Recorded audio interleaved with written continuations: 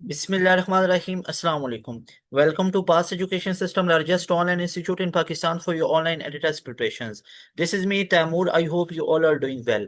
Dear students, आज हम NTS NATS के पॉइंट ऑफ व्यू से जो कि आपका 14 जून को होने जा रहा है NTS 6 के हवाले से एनालिटिकल रीजनिंग के सब्जेक्ट को डिस्कस करेंगे।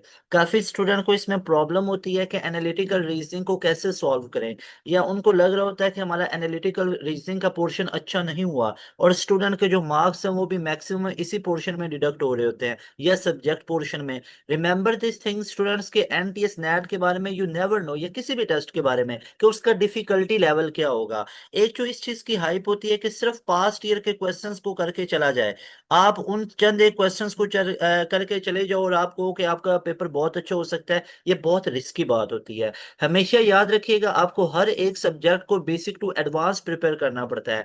एनालिटिकल रीजनिंग हो, बेसिक मैथ हो, सब्जेक्ट पोर्शन हो, हर एक सब्जेक्ट को आपको बेसिक टू एडवांस लेके चलना पड़ता है। अदरवाइज आप NTS NAT या कोई भी टेस्ट है उसमें आप अच्छा स्कोर नहीं कर सकते। अब अगर NTS की बात करूं तो NTS में 90+ स्कोर अच्छा काउंट होता है। ये मैं परसेंटाइल की बात नहीं कर रहा, 90% से ऊपर का अगर आपका स्कोर आ रहा है ना, 90 से ज्यादा का, तो परसेंटाइल तो ऑब्वियसली आपका 99.9 या 100 बनेगा। कई बच्चों का 88 पे भी परसेंटाइल 100 बन रहा होता है। तो आपका यूनिवर्सिटी एडमिशन में परसेंटाइल मैटर नहीं होता, स्कोर मैटर होते हैं।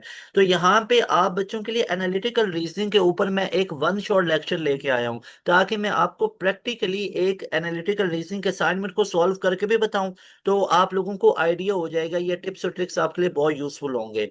अगर मैं बात करूं यहाँ पे NTS NAT 5, यानी कि मैं बात कर रहा हूँ मई वाला, तो NTS NAT 5 में ओवरऑल जिस बच्चे ने टॉप किया, वैसे तो टॉप 10, टॉप 7, टॉप 5, टॉप 3 हमारी ही पोजीशंस हैं जो हमारे पास एजुकेशन सिस्टम के स्टूडेंट हैं। तो चंद एक रिजल्ट भी यहाँ पे आपको मैं शो कर रहा हूँ। जैसे NTS NAT 5 है तो इस बच्चे का 100 का परसेंटाइल है। तो आप तमाम बच्चों के लिए यहाँ पे कुछ इंपॉर्टेंट इंस्ट्रक्शंस हैं, वो मैं आपको बता देता हूँ। सबसे पहली बात है कि इसकी इंपॉर्टेंस क्या है। NTS NAT की अगर इंपॉर्टेंस की बात की जाए तो remember this thing, NTS NAT का एक टेस्ट क्लियर करने से, यानी अगर आप स्टूडेंट NTS NAT का एक टेस्ट को क्लियर कर लेते हो तो इससे आपका एडमिशन 31 यूनिवर्सिटीज के अंदर हो सकता है। तो एक टेस्ट है, यानी ऐसा नहीं है कि यूईटी में एडमिशन के लिए जैसे यूईटी का अलग टेस्ट है, पीयू में पीयू का अलग दे रहे हो आप टेस्ट, फास्ट के लिए फास्ट का अलग दे रहे हो, प्यास के लिए प्यास का अलग टेस्ट है, नस्ट के लिए अलग है। तो NTS NAT का एक ऐसा टेस्ट है जो कि 31 यूनिवर्सिटीज में एक्सेप्ट किया जाता है। नो डाउट यूईटी का ई कैट वो भी 26 यूनिवर्सिटीज के अंदर एक्सेप्ट किया जाता है। नस्ट एनईटी 2 से 3 यूनिवर्सिटीज में एक्सेप्ट होता है। सो थिंग इज के NTS NAT का वो टेस्ट है जो मैक्सिमम यूनिवर्सिटीज में एक्सेप्ट किया जाता है, इंक्लूडिंग फास्ट यूनिवर्सिटी है हमारे पास, ठीक है। फास्ट यूनिवर्सिटी की अगर मैं बात कर लूँ तो फास्ट के अंदर एक्सेप्ट किया जाता है। इसके अलावा कॉम सेट्स, ठीक है। इसके अलावा एयर यूनिवर्सिटी, इसके अलावा ITU, तो ऐसी बहुत ज्यादा यूनिवर्सिटीज हैं जिनके अंदर ये एक्सेप्ट किया जाता है। अब इसकी इंपॉर्टेंस तो ये है कि एक टेस्ट को क्लियर कर लो तो आपका 31 यूनिवर्सिटीज में एडमिशन हो सकता है। अब इसमें सेफ स्कोर कितना होना चाहिए उसके ऊपर बात कर लेते हैं। तो रिमेंबर दिस थिंग कि अगर तो मैं बात कर रहा हूँ ना फास्ट के लिए, तो सेफ स्कोर अगर मैं फास्ट की बात करूँ तो यहाँ पे मुझे जो सेफ स्कोर है ना, वो मुझे 93 का करना पड़ेगा to take admission in FAST university. और अगर मैं यहाँ पे बात करूँ कॉमसेट्स की, एयर यूनिवर्सिटी की, ठीक है, तो कॉमसेट्स हो जाए, एयर यूनिवर्सिटी हो जाए, ITU हो जाए, तो इनमें आपके पास एक सेफ जोन, एक आपके पास जो फिगर आता है वो आता है अराउंड 90, यानी कि 90 के आसपास का स्कोर आपका होना चाहिए। तो फिर आप बिल्कुल सेफ, 90 के आसपास से मुराद है कि जिन बच्चों का लास्ट ईयर 88 का स्कोर था वो भी कॉमसेट्स में एडमिशन हो गया, जिन बच्चों का 89 का था उनका भी हो गया, 85 वालों का भी हो गया। थिंग इज कि हमने चलना है सेफ साइड पे, तो safe side is around 90 COMSATS, air और ITU के अंदर। But if you are targeting FAST university you must score 93 or more than 93, तब आप फास्ट के अंदर एडमिशन ले सकते हो। अब NTS की अगर तो एक स्केड्यूल में तैयारी करना चाहते हो और आप लोग भी चाहते हो आपका 100% आए, 92, 93, 95 के स्कोर आए, तो उसके लिए आप लोग हमारे बैच का हिस्सा बन सकते हो। आप लोग अभी इस नंबर को नोट करके हमारे इस सुपर प्रीमियम बैच का हिस्सा बन सकते हो। याद रहे NTS NAT 14 जून को हो रहा है, इस डेट को याद रखिए। अब आपके पास दिन बहुत कम रह गए हुए हैं, लेकिन हम पास एजुकेशन सिस्टम पे आप तमाम बच्चों के लिए क्या प्लान लेके आए हैं वो मैं आपके साथ डिस्कस कर देता हूँ। यानी जैसे ही आप हमारे बैच में आओगे ना, आपको आते ही पूरे का पूरा हम रिकॉर्डेड सेशन दे देंगे।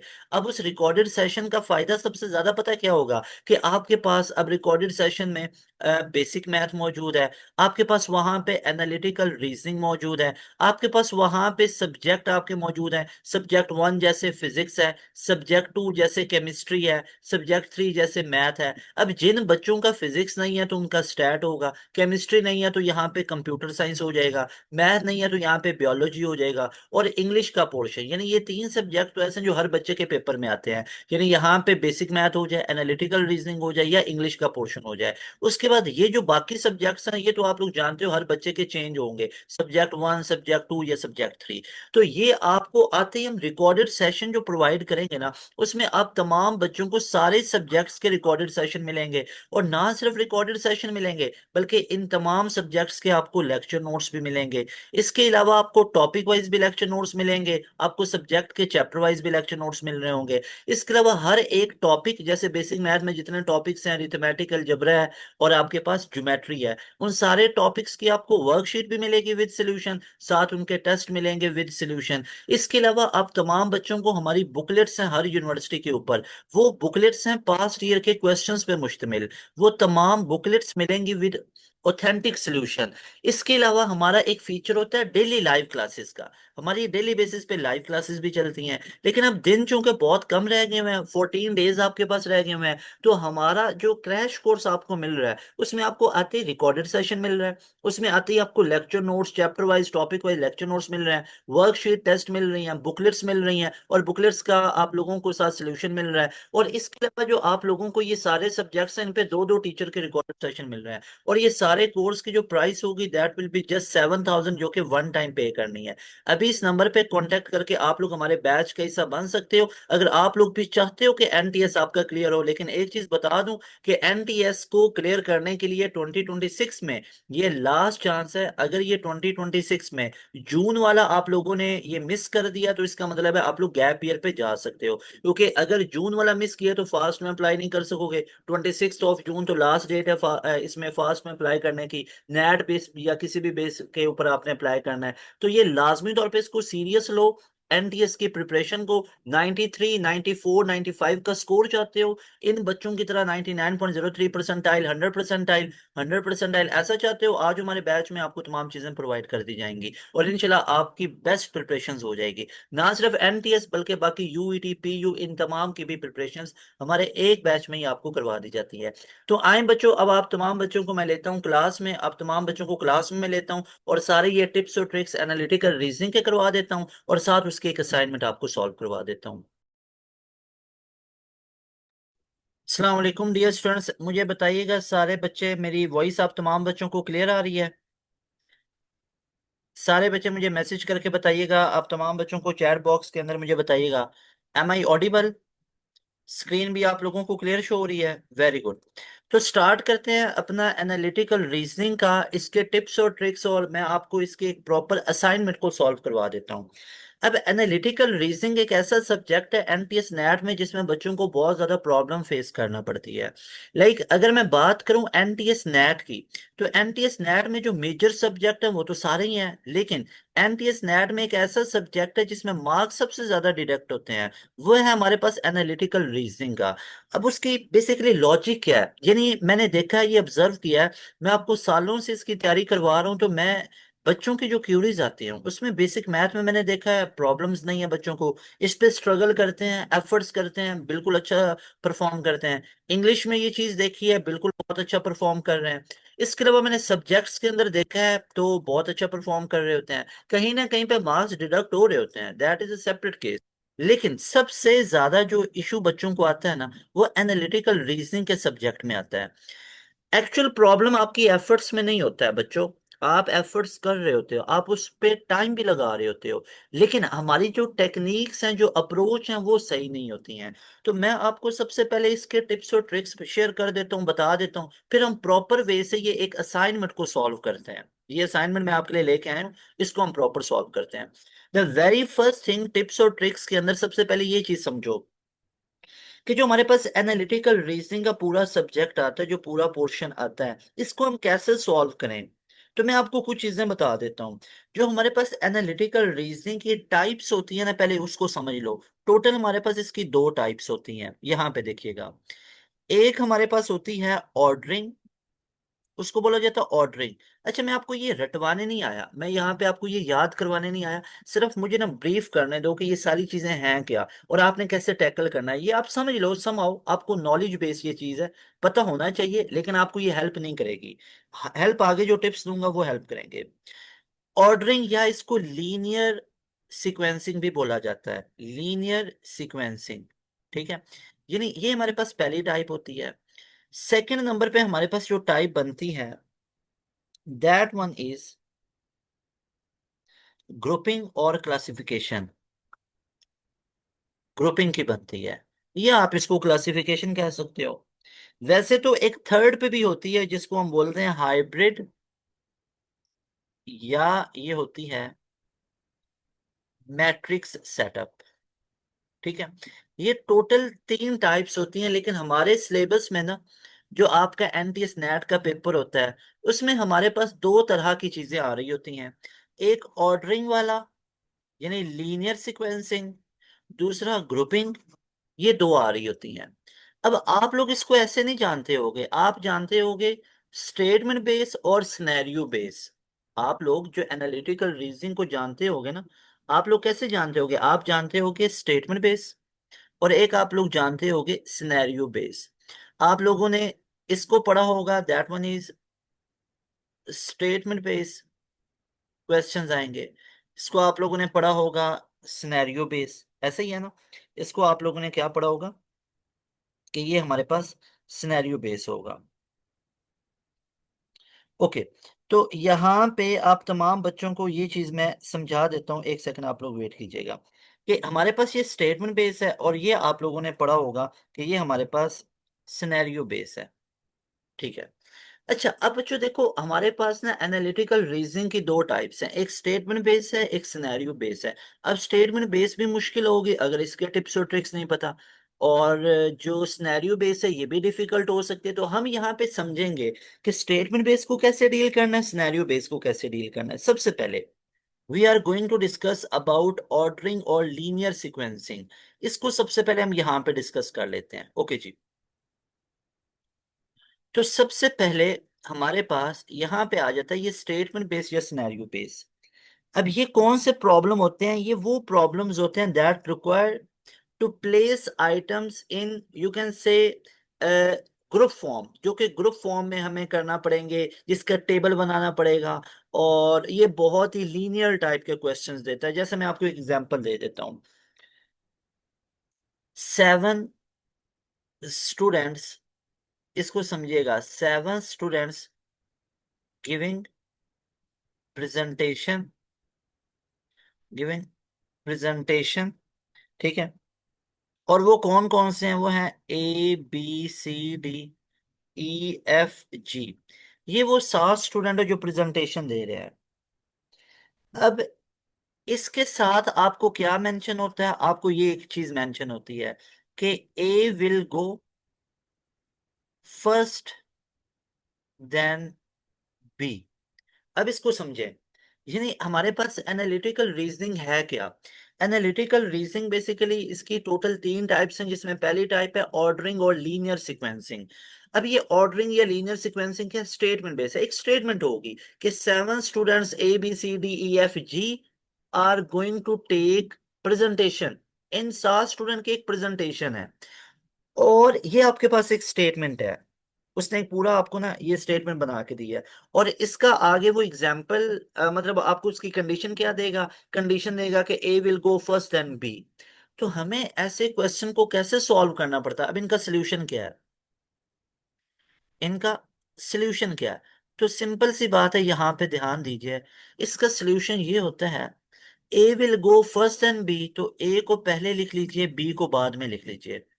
जैसे वो कहता है C can not go at 4 position, जैसे वो कहता है C can not go at 4 position. तो इसका मतलब है आपने जो टेबल बनाया, उसमें आपने 1 2 3 4 5 6 7, आपने ये टोटल 7 का किया यहाँ पे, 1 2 3 4 5 6 7।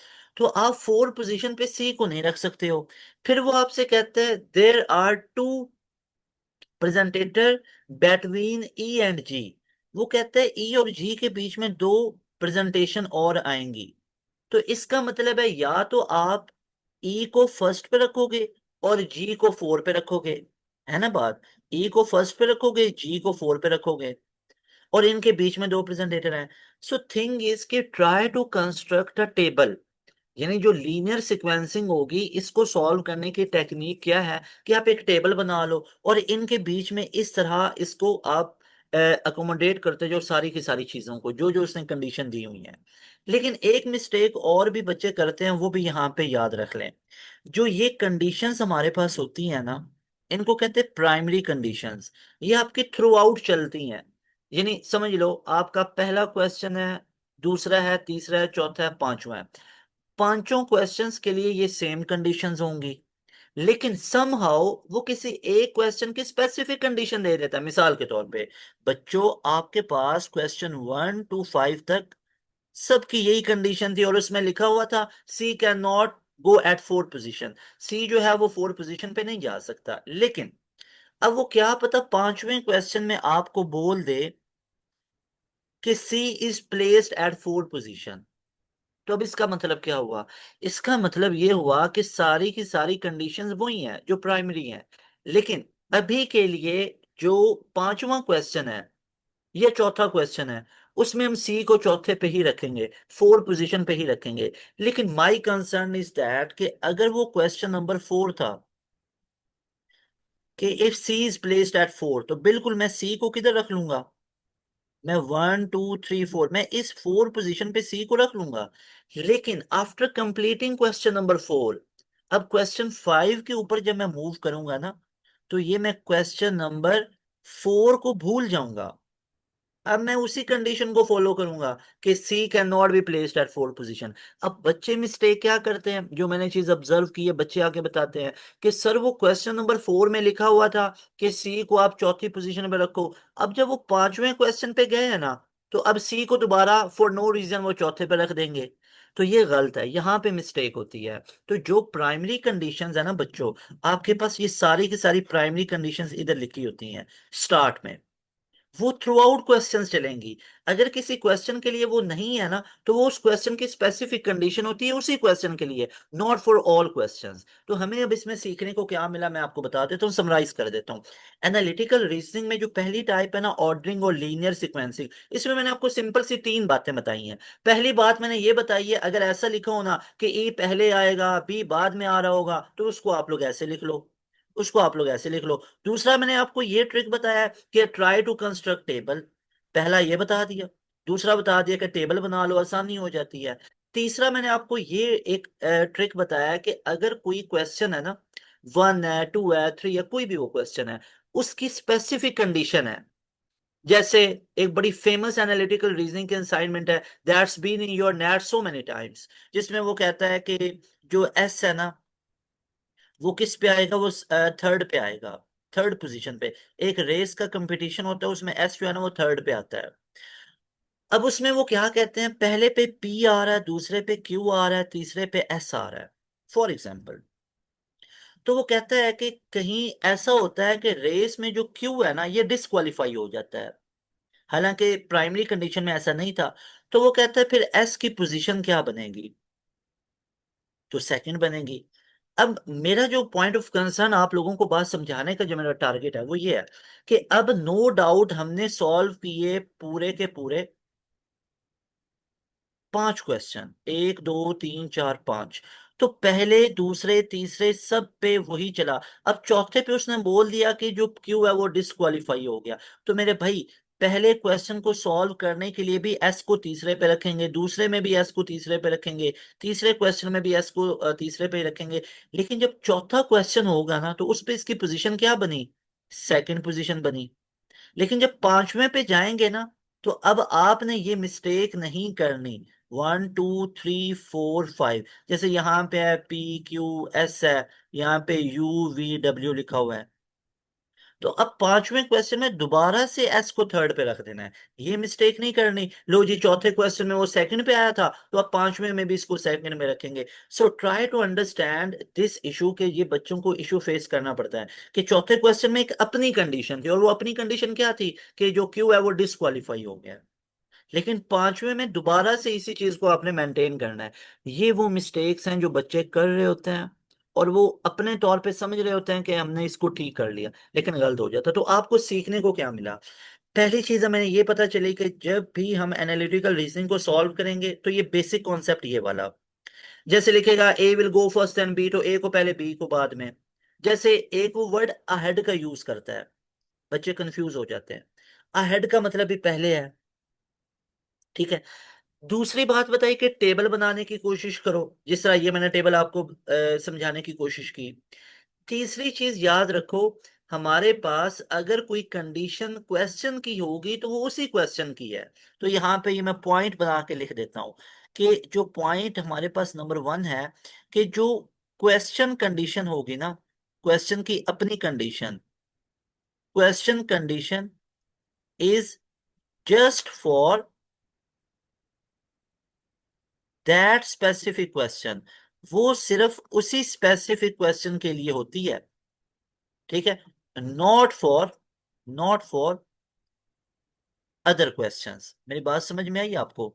ये छोटी छोटी बातें इनको नोट करोगे, कोई क्वेश्चन गलत नहीं होगा, ठीक है। अच्छा, फिर बाकी क्वेश्चन के लिए कौन सी कंडीशंस होती हैं वो भी पता होना चाहिए। तो वो हमारी मेन प्राइमरी कंडीशंस होती हैं, यानी जो मेन प्राइमरी कंडीशंस हैं वो सारे क्वेश्चंस के लिए होती हैं।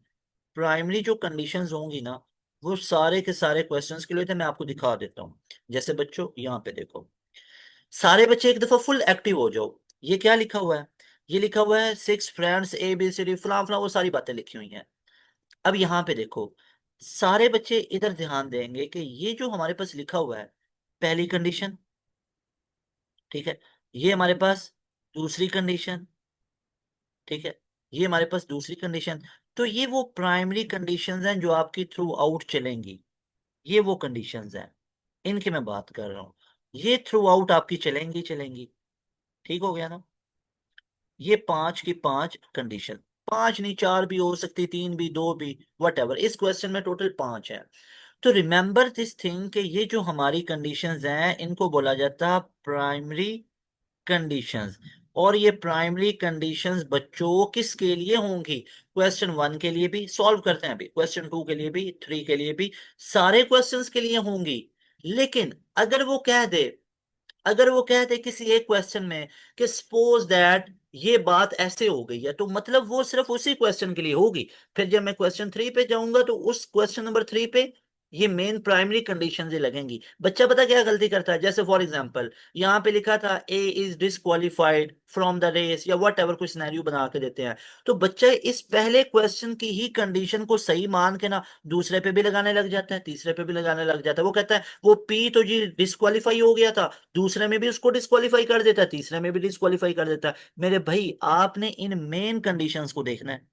वो जो डिस्क्वालीफाई हुआ या ऐसा कोई सीन चला वो एक क्वेश्चन के लिए था, not for all other questions. मेरी बात समझे? ये वो टिप्स और ट्रिक्स हैं जिनको माइंड में बिठा के जाना आप लोगों ने। ओके, अब हम इसको सॉल्व करने की कोशिश करते हैं कि हमारे पास इसका सोल्यूशन क्या बनेगा, ठीक है। अच्छा जी, अब हमारे पास यहां तक क्लियर है चीजें? एक दफा मुझे बताइएगा, सारे बच्चे बताएं, सारे बच्चे मुझे बताइएगा। Very good. किसी का कोई क्वेश्चन यहां तक?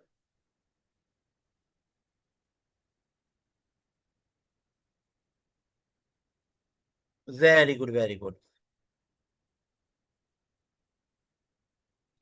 फुल क्लियर है यहां तक? शाबाश, वेरी गुड।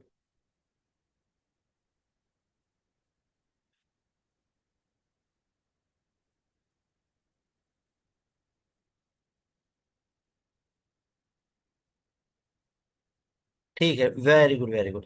अच्छा जी, अब यहां पे देखें, जो हमारे पास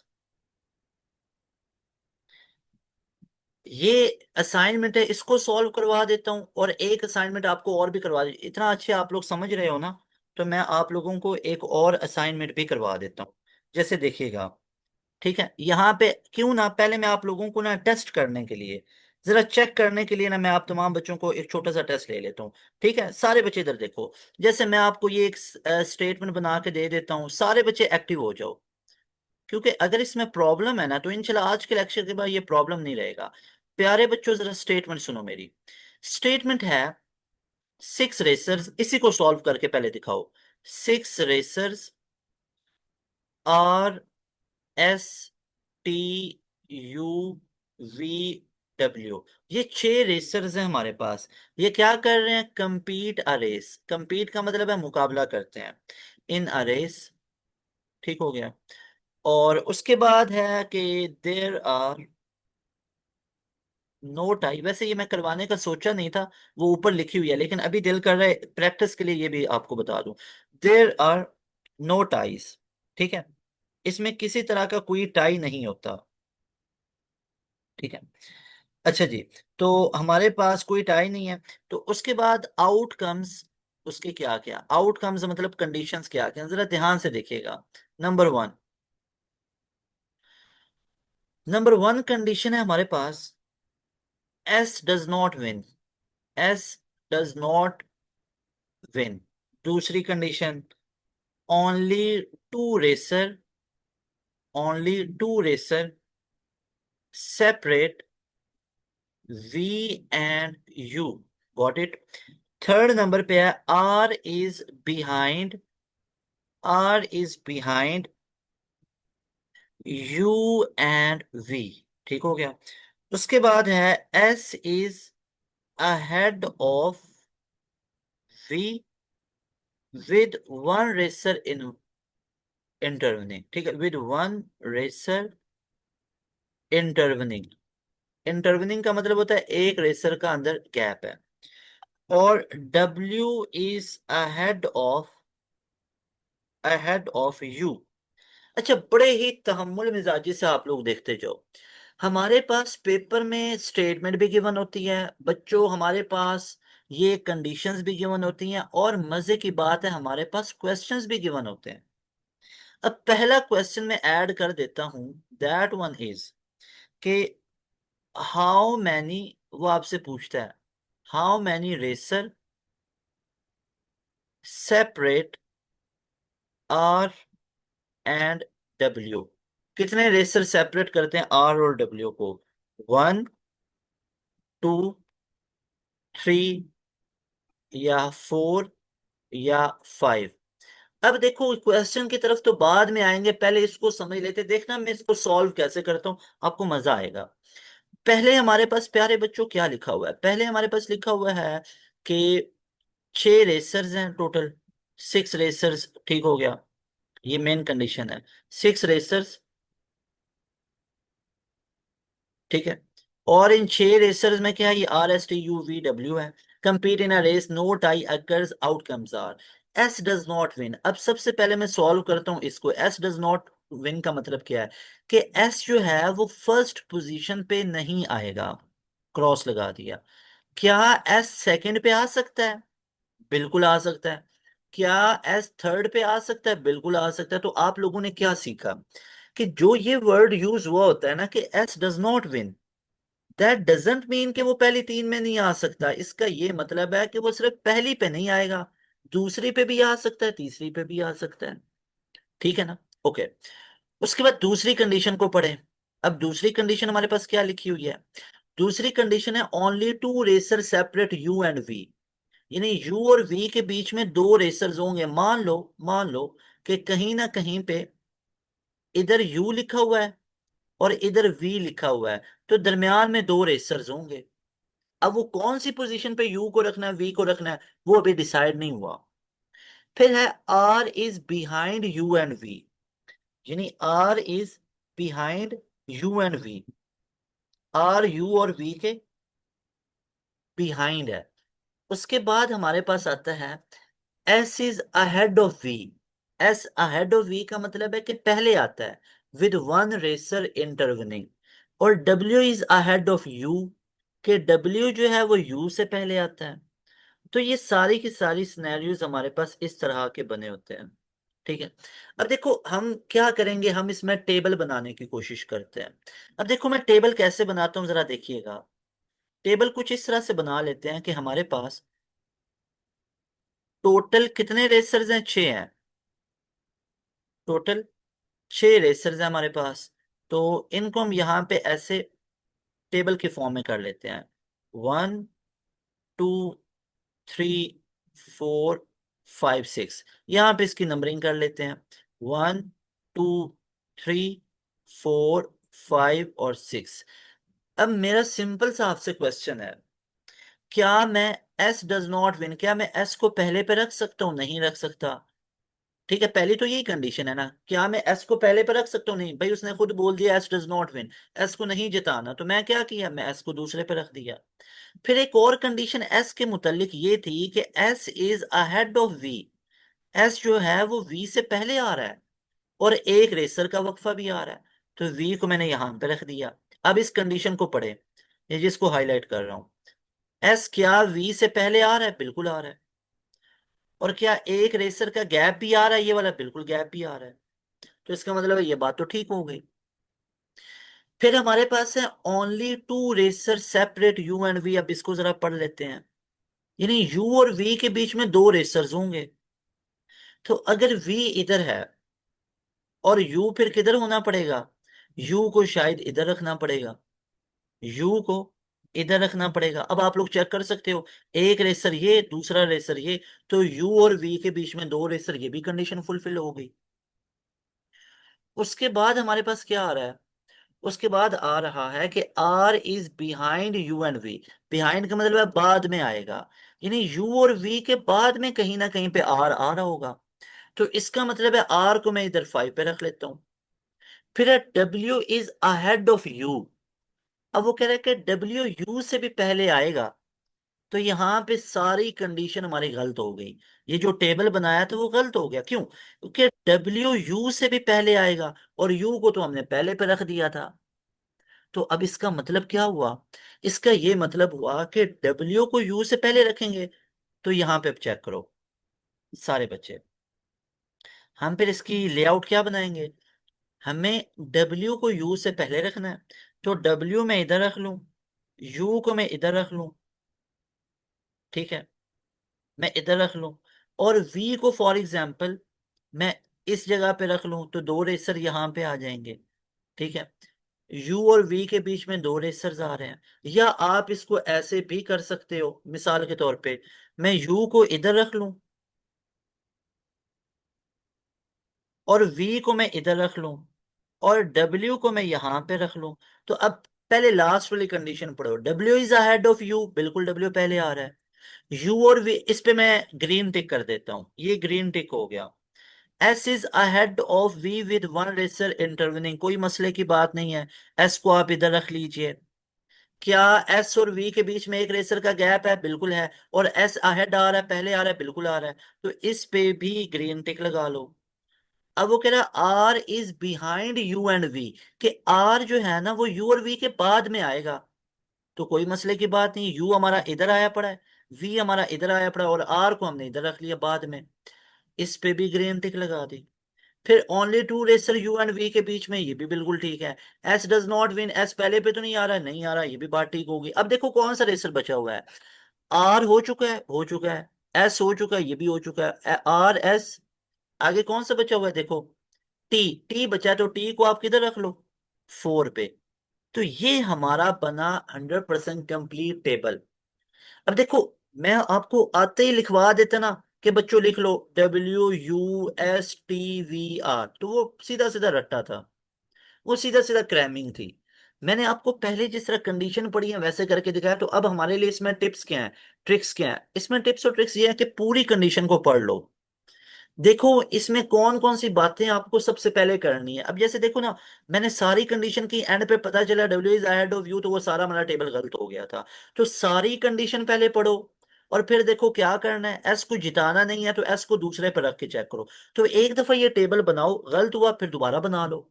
ठीक है, इसमें जितनी प्रैक्टिस करोगे ना उतना फायदा। अब क्वेश्चन जितने भी आ जाए ना, आप विद इन नैनो सेकंड उसको सॉल्व कर सकते हो, विद इन नैनो सेकंड्स। पहला क्वेश्चन पढ़ें जी। How many racer separate R और डब्ल्यू? मुझे बताओ, आर और डब्ल्यू के बीच में कितने रेसर्स हैं? कितने रेसर्स हैं? 1 2 3 4। सारे बच्चे बताएं, आर और डब्ल्यू के बीच में कितने रेसर्स हैं?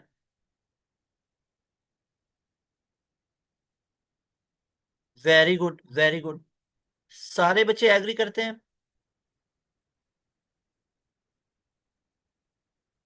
कंडीशन चेंज हो सकते हैं, ये क्वेश्चन की कंडीशन चेंज हो सकती है।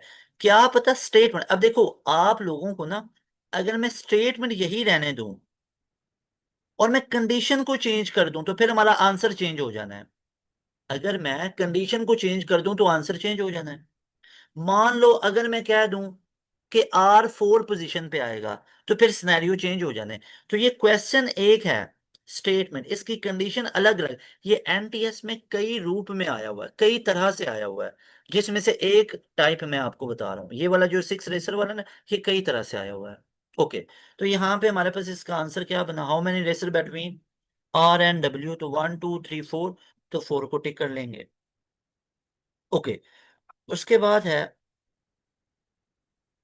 Question number 2। अब मैं जितने भी बनाऊंगा ना, मेरे ख्याल में अब आप सब बच्चों ने उसको सॉल्व कर लेना है।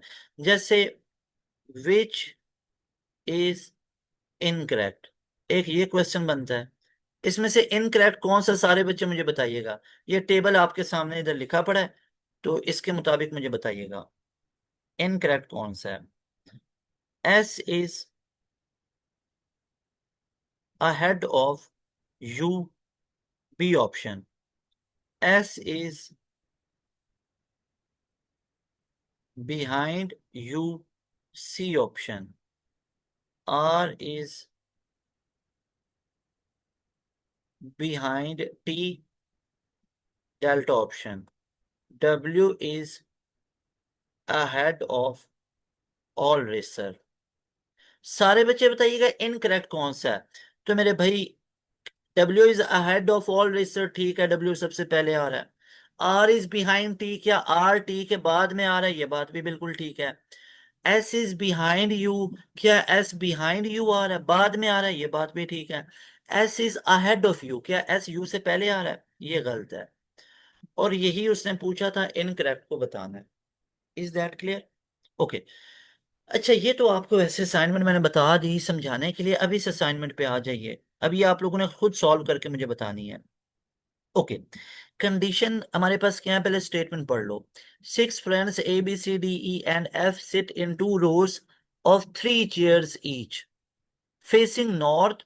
All in one row face north and the other also face north, so all face in the same direction। बात समझ में आई? यानी ये कंडीशन है, 1 2 3, 1 2 3।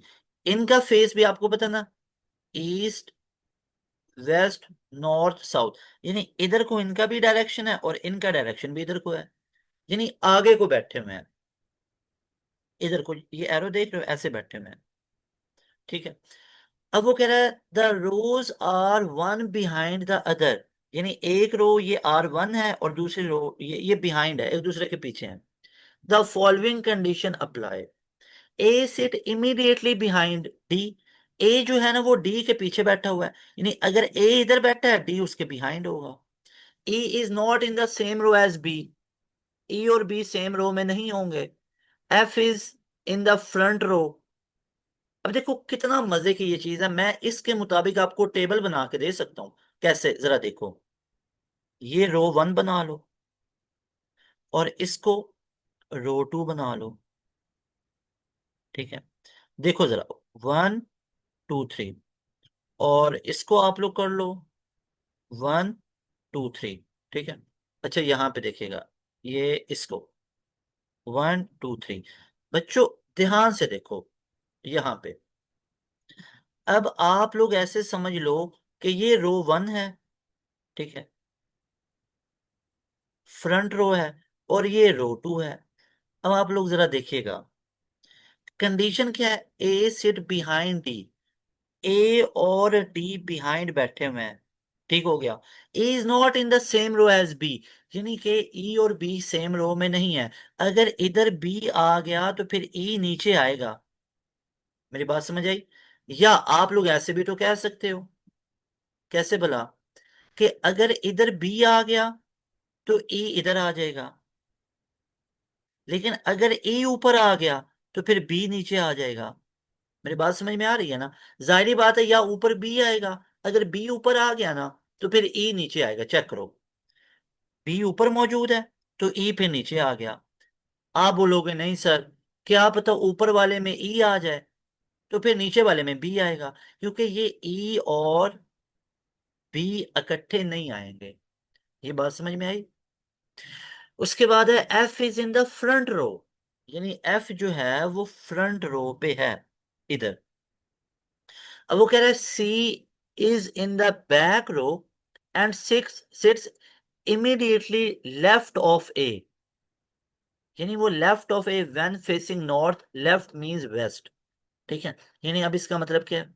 सी जो है वो पीछे वाली रो में है and sits to the immediate left of A, कि वो ए के लेफ्ट पे है। तो इसका मतलब है ए का लेफ्ट तो ये वाला बनता है, और यहाँ पे तो कोई जगह ही नहीं है।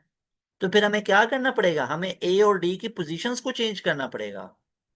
ए को आगे लेके जाना पड़ेगा, डी को भी आगे। अब इनको सेम सेम क्यों रखना है? क्योंकि पहली कंडीशन तो यही थी ना, ए सिट्स इमीडिएटली बिहाइंड डी, कि अगर ए इधर है तो डी उसके पीछे होगा, अगर ए है तो डी इसके पीछे होगा। तो ये समझ लो इस सेंटर वाला हो गया, एक लेफ्ट पे हो गया और एक राइट पे हो गया। अब देख लो, ए इधर है, डी इधर है। अब ये क्या है? सी इज बैक रो, ठीक है, सी बैक रो पे है, और वो क्या, इमीडिएट लेफ्ट टू ए। तो सी को मैंने इधर रख लिया। क्या ए के लेफ्ट पे ही है सी? बिल्कुल है। क्या बैक रो पे ही है? बिल्कुल बैक रो पे ही है। No two adjacent seats in the same row are empty, कोई एडजेसेंट एम्प्टी तो नहीं है, कोई एम्प्टी नहीं है, ये बात भी ठीक होगी। अच्छा अब मुझे बताओ, who sits in the middle seat of the front row, पहली रो के फ्रंट मिडल पे कौन बैठेगा? अब मुझे सिंपल सी बात ये बताओ, मैंने ए को मिडल में रखा है, क्या कहीं पे लिखा हुआ था कि ए को मिडल पे रखना है? क्या ये एक पॉसिबिलिटी बन सकती है कि अगर मैं ऐसे बनाऊं, ए को मैं इधर रख लूं, ठीक है, और डी को इसके पीछे रख लूं, क्या मेरी पहली कंडीशन फुलफिल हो रही है? ए सिट्स इमीडिएटली बिहाइंड डी, ठीक है, ए जो है वो डी के पीछे रह रहा है। तो मतलब इसका मतलब क्या हुआ? इसका मतलब ये है कि ए जो है वो डी के पीछे है, तो मतलब ए हमारा इधर और डी हमारा इधर आ गया। ठीक है, ए सिट्स इमीडिएटली बिहाइंड डी, कि ये डी के पीछे बैठा हुआ है, बिल्कुल बात ठीक है। अब दूसरी condition, E is not in the same row as B, वो भी बाद में पता चलेगी। F is in the front row, F जो है वो पहली रो में है, चलो एफ को आप इधर लिख लो। फिर है C is in the back row, C back row पे है, और किधर है? इमीडिएट लेफ्ट टू ए, तो सी को मैंने इधर ए के साथ लिख लिया। तो क्या सारे बच्चे एग्री करते हो ये बात बिल्कुल ठीक है? तो मेरे भाई, जो फ्रंट रो है, पहला क्वेश्चन क्या है? Who sits in the middle seat of the front row. तो मेरा आपसे क्वेश्चन है, क्या ए हो सकता है? नहीं। क्या सी हो सकता है? नहीं, क्योंकि ये भी बैक पे ही आएगा। ऐसे ही है। अब दूसरी चीज, वो कह रहा है कि A is not in the same row as B, E और बी इकट्ठे नहीं हो सकते। ई और बी इकट्ठे नहीं हो सकते। तो मान लो कि अगर मैं बी को इधर रख रहा हूं, तो एफ को मैं इधर रख रहा हूं, तो इसका मतलब है कि who sits in the middle seat of the front row, क्या जरूरी है कि एफ हमेशा सेंटर में ही आएगा? ये जरूरी तो नहीं, आप बी को भी कर सकते हो। क्या डी हमेशा सेंटर में आएगा? ये भी जरूरी नहीं है। क्या बी को हमेशा सेंटर में ही रखा जाएगा? तो इसको हम चेक करते हैं पूरा एक टेबल बना के, सारे बच्चे देखिएगा। सबसे पहली चीज हमारे पास, जो नंबर वन आप लोगों ने देखना है, कि इसका टेबल बना लेते हैं, जिससे मैंने आपको ऊपर वाले क्वेश्चन में ये चीज समझाई है। अब इसका टेबल कैसे बनाते हैं जरा देखें, मैं आपको सारी चीजें बता देता हूँ। सबसे पहले इधर नीचे आए, इधर। अब यहां पे देखें, हमारे पास सबसे पहले ये पहली रो बना लो और ये दूसरी रो। देखो, अगर मैं आपको आते इधर आंसर रटवाने लग जाऊं ना, तो वो रट्टा किसी काम का नहीं होगा। मैं आपके सामने स्टूडेंट अप्रोच बना रहा हूं कि स्टूडेंट इसको कैसे सॉल्व करेगा, जरा देखते जाओ। पहले नंबर पे हमारे पास क्या है, कंडीशन को देखो। कंडीशन के मुताबिक ए सिट्स इमीडिएटली बिहाइंड डी, कि ए जो है वो डी के पीछे रह रहा है। तो भाई मैं राइट से शुरू करता हूँ, डी को मैंने इधर रख लिया, ए को मैंने इधर रख लिया। मेरी बात समझ में आई? अच्छा जी। अब दूसरी बात है, E is not in the same row as B. तो अगर इधर ई आया तो इधर बी आ जाएगा, अगर इधर बी आया तो इधर ई आ जाएगा। ठीक हो गया। उसके बाद C is in the back row immediate left to A. अब यहां पे इसका मतलब है, मैं ये बी और ई को इधर तो नहीं रख सकता, इधर तो सी आएगा। सो दैट मीन्स कि ये वाली जगह सी की फिक्स हो चुकी है, ये जगह सी की फिक्स हो चुकी है। तो यहां पे आगे वाली कंडीशन देखो, no two adjacent seats in the same row are empty. दो एडजेसेंट एम्प्टी नहीं होनी चाहिए, ये भी बात बिल्कुल ठीक है। F is in the front row, F को पहली रो में आप रखोगे यहां पे, एफ यहां पे आ गया। अब देखो हमारे पास इसमें कौन सी बात ठीक बनती है। क्या ये वाली कंडीशन बन गई? बिल्कुल बन गई। अब इसका दूसरा सिनेरियो चेक करो। दूसरा सिनेरियो, दूसरा सिनेरियो ये है कि डी को मैं फ्रंट पे रखा, ए को इसके नीचे मैंने रखा, और सी जो है वो ए के साथ आएगा। इधर ई आएगा तो इधर बी, इधर बी आएगा तो इधर ई आ जाएगा। Got it. उसके बाद एफ जो है वो कौन से रो पे आएगा? F is in the F is in the front row, तो एफ को मैंने यहां पे रख लिया। तो ये कंडीशन हमारे पास फुलफिल हो रही है, सारी बातों को फुलफिल कर रही है। ये पूरे छह के छह इसने सारी चीजों को फुलफिल कर दिया। अब इसके मुताबिक मुझे बताओ, who sits in the middle seat of the front row. तो वो कौन सा होगा? That will be D. तो वो हमारे पास डी होगा। उसके बाद है, which of the following pair sits in the same column. Same column, column इसको बोलते हैं, ये एक कॉलम, ये दूसरा कॉलम, ये तीसरा कॉलम। ठीक है। अच्छा, कौन सा पेयर सेम कॉलम में है? अच्छा, आपको पता है डी और ए होंगे, लेकिन वो कितना शरारती है, उसने डी और ए वाला तो किया नहीं। मेरे भाई, क्या डी और सी फ्रंट सेम कॉलम बन सकता है? कभी भी नहीं। डी और ए बन सकता है ना, वो तो अंडरस्टूड बात है। तो डी वाला तो सिर्फ ए के साथ बन सकता है, तो ये तो देखते ही पता चल गया ये गलत है। और ए वाला भी डी के साथ होगा, तो ये ए और बी कैसे कॉलम सेम बन गया? ये भी नहीं बन सकता। मेरी बात समझे? तो इसका मतलब है ये बी ऑप्शन होगा या ई ऑप्शन होगा, ये होता है रूल आउट करने का मेथड। तो इसका मतलब है यह बी होगा या ई ऑप्शन होगा। अब जरा ई को देखो। ई की कंडीशन है, E is not in the same row as B. E और ये सेम में नहीं होंगे, लेकिन अब यहां पे देखो, आपने एफ को इधर रखा, ई को इधर रखा, तो इसका मतलब है ई और एफ भी सेम कॉलम में होंगे। ये बात कंफर्म नहीं है कि एफ इधर रखा हुआ है, ई इधर रखा हुआ है। अब बी और एफ को जरा चेक करो।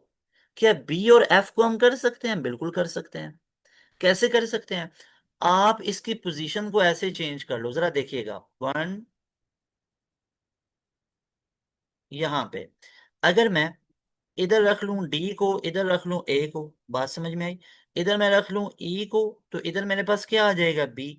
इधर अगर मैं रख लूं ई को तो इधर रख लूं बी को, तो इधर आ जाएगा ई। और एफ जो है वो मैं इधर रख लूं। ठीक है। अच्छा, यहां पे अब मैं किसको रख सकता हूँ? यहां पे तो मुझे सी को रखना होता है, तो यहां पे मैं रख लेता हूँ सी को। और अपना जो बी है या ई है वो मैं यहां पे रख लेता हूँ। तो एक तो ये पॉसिबल आउटकम बना, बिल्कुल ठीक है। दूसरा ये पॉसिबल आउटकम है। चेक कर सकते हो ए और डी क्या सेम कॉलम में आ रहे हैं? कंडीशन वन के मुताबिक A sit immediately behind D, बिल्कुल ठीक है। A is not in the same row as B, वो भी आप लोग चेक कर सकते हो। उसके बाद C is back row and sits immediate left to A, तो ये बात भी बिल्कुल ठीक है। तो इसका मतलब है एफ और बी सेम कॉलम में आ रहे हैं, तो B option will be right option. Got it. अच्छा जी। उसके बाद क्वेश्चन नंबर थ्री को देखो, if B and E exchange rows. अब देखो, बी और ई ने रो को एक्सचेंज कर लिया, बी और ई ने रो को एक्सचेंज किया।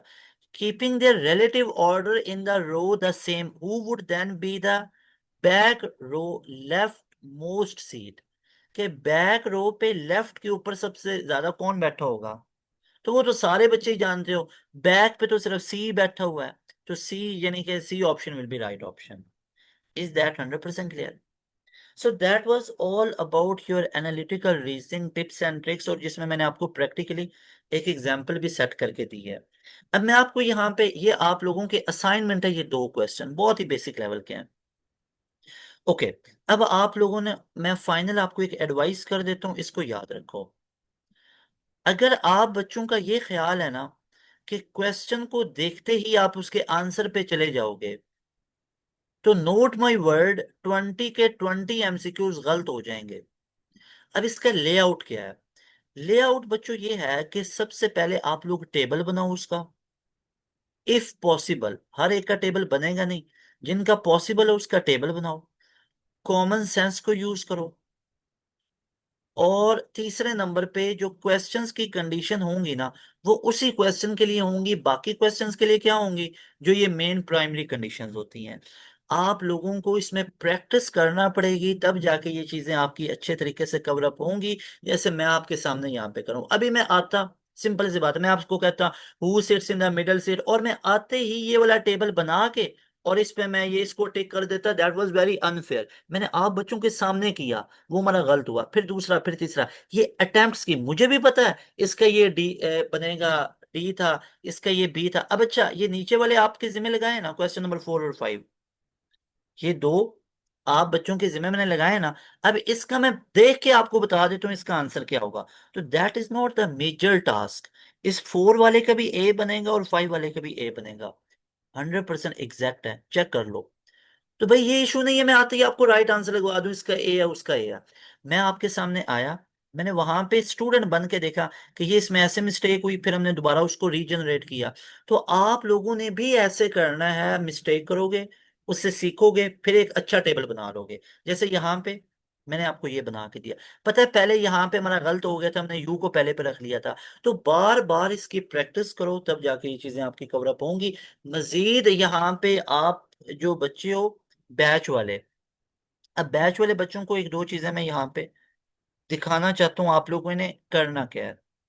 ये इधर आए आप लोग, ड्राइव पे, ड्राइव पे आने के बाद आप लोगों ने करना क्या है। अब देखो एनालिटिकल में पूरे नंबर लेने हैं तो तरीकाकार बता रहा हूँ, अगर पूरे नंबर नहीं लेने हैं तो फिर ठीक है, फिर से तुक्के शुक्के लगा लेना, उसका फायदा नहीं है। देखो साइंस सब्जेक्ट में जाके एनालिटिकल रीजनिंग में जाओ, एनालिटिकल रीजनिंग के रिकॉर्डेड सेशन में जाओ, सर काशिफ यहाँ पे, ठीक है। अब ये जरा मुझे बताइएगा टोटल असाइनमेंट कितनी है, 1 2 3 4, चलते चलते कितनी है, 53, बल्कि इससे भी ज्यादा है, 60 असाइनमेंट है। तो क्या आप 60 कर सकते हो? पढ़ पढ़ के थक जाओगे। तो ये प्रैक्टिस ही प्रैक्टिस हुई पड़ी है। मिसाल के तौर पे आप ये 60 वाली ओपन करते हो, तो इसका आप लोग जरा चेक कीजिएगा, ये इसका आपको क्या मिल गया, पीडीएफ, पीडीएफ और विद सोल्यूशन मिल रही है। और अगर नहीं समझ आ रही, सर हमें पढ़ के समझ नहीं आ रही, तो ये वीडियो लेक्चर ऑन कर लो। तो मेरे भाई ये आपको सारी चीजें प्रोवाइड की हुई हैं। ये 60 असाइनमेंट हैं, जो ये 60 असाइनमेंट करके चला जाए, वैसे मुझे ये लगता है इन 14 डेज में आपसे ये 60 होनी नहीं है। लेकिन अगर कोई बच्चा, ऐसा बच्चा है जो पैशनेटेड है, जो कहता है मैंने 90% से ऊपर का स्कोर करना है, तो ये राइट वे है, ये राइट वे है। इसमें एक एक असाइनमेंट को इसी तरीके से सर ने समझाया हुआ, सर काशिफ ने। अच्छा ये सर काशिफ ने समझाया, ये सिर्फ आप बच्चों को ही शो हो रहा है, जो पेड बैच के बच्चे होते हैं ना, आपको ही। इसमें मैंने भी पढ़ाया हुआ है, सर काशिफ ने पढ़ाया हुआ, मैंने भी पढ़ाया हुआ है। अगर आप लोग चाहते हो जो लेटेस्ट बैच में पढ़ाया गया वो ये इधर रिकॉर्डिंग है, प्रीवियस बैचेस की ये इधर रिकॉर्डिंग है। तो सारे बच्चों को मैंने ये चीजें बता दी हैं। अब लाइव क्लासेस भी चल रही हैं जो इधर बैच 4 में आ रही हैं, प्रीवियस बैचेस की भी रिकॉर्डिंग है। अगर चाहते हो, दिन थोड़े हैं, जल्दी से चीजों को कवर अप करें, तो ये रिकॉर्डेड सेशन में जाओ और अच्छे तरीके से इन चीजों की प्रैक्टिस शुरू कर दो। इतनी एफर्ट्स आप लोगों के लिए कर रखी हैं, लेकिन आप लोग पढ़ने वाले बनो, ठीक है। और आज का जो सेशन था एनालिटिकल रीजनिंग पे, आई होप आप लोगों के लिए ये हेल्पफुल हुआ होगा, आप लोगों को कुछ टिप्स और ट्रिक्स समझ में आए होंगे।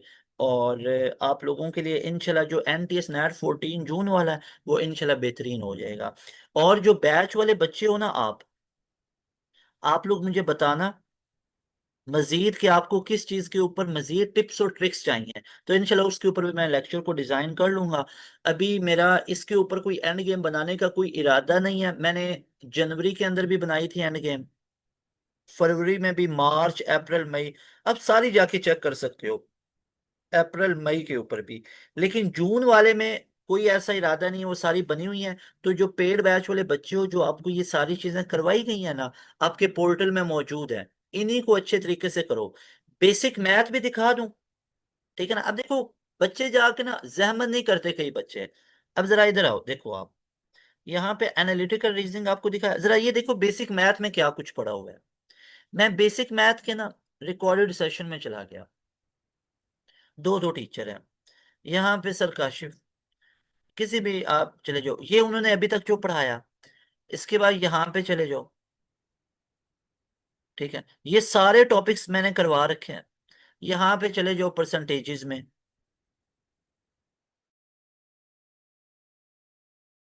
अब देखो परसेंटेजेस का क्या, ये परसेंटेजेस के असाइनमेंट के एमसीक्यूज हैं, ये उसकी पीडीएफ है, ये उसका वीडियो सॉल्यूशन है। तो मेरे भाई मेरी बहन, इसको पढ़ने वाले बनो आप लोग, ये सारा प्रैक्टिस करके जाओ, अच्छे तरीके से इसकी प्रैक्टिस करके जाओ।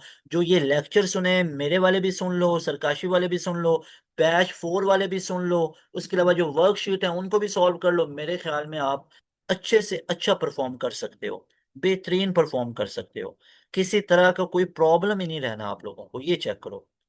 अब एवरेज वाले में जाओ, ये क्या नजर आ रहा है, एवरेज वाले की असाइनमेंट है, पीडीएफ है, इसको सॉल्व करो। तो ये एनटीएस में जाओ, रेलिवेंट चीजें पड़ी हुई हैं, इनको अच्छे तरीके से करो, और मुझे 100/100 का स्कोर ला के दो। मजीद जिस चीज में प्रॉब्लम है मुझे बताना, मैं आपकी उसकी एक्स्ट्रा क्लास रख दूंगा।